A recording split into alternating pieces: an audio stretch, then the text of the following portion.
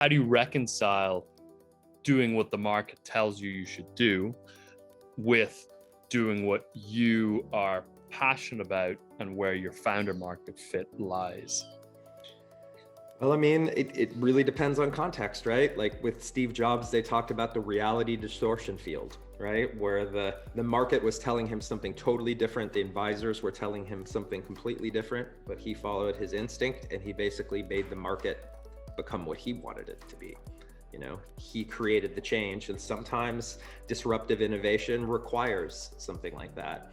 If you're a very practical entrepreneur and you want to find a nice little niche and carve out a small business focused on something very narrow, then yeah, you're probably going to have to make some trade-offs, right? It may not be your core vision or your dream in the end, but if you want to do something extraordinary, right? Something truly disruptive. It's what Steve Blank calls Horizon 3 innovation, right? The ones that don't take over markets or market share, they literally create entirely new markets. They do something so profoundly different that the world is affected. And I think in those situations, you're kind of myopically focused. You have a vision and you're trying to convert people. It's almost like proselytizing, right? Like a missionary would do. You're trying to convert the people around you to your way. Does that happen very often?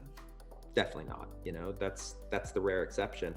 So yeah, there are trade-offs along the way, but I think the bigger question is like, how do we manipulate and manage that journey? Like you talked about discovery and engagement, you know, in the end, like the market is going to dictate things. The customer is going to dictate things. If they don't like what you're selling, they're not going to buy it.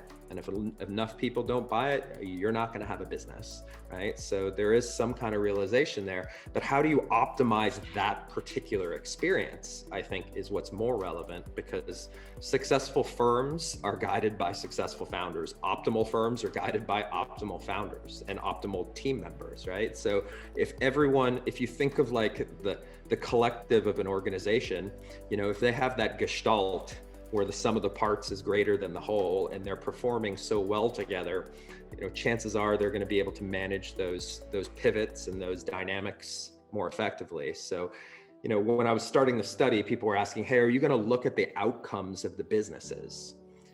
And in my take is, it doesn't matter how great everyone performs. You might be able to reduce the likelihood of catastrophic failure or immediate failure, but they're external variables, the market, the competition.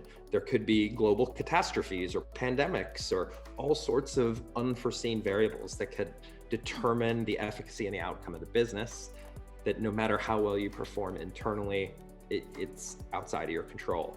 And that, of course, is one of the interesting aspects when you look at the triggers and the kind of characteristics of flow. You know, the sense of control, the ambiguous feedback, the clear goals, and you got moving goalposts that you're often chasing. So it makes, at least for founders in certain roles, especially the kind of top level original founders, CEOs, core strategic decision makers, there's a number of those flow characteristics that are really, really hard to achieve in that context.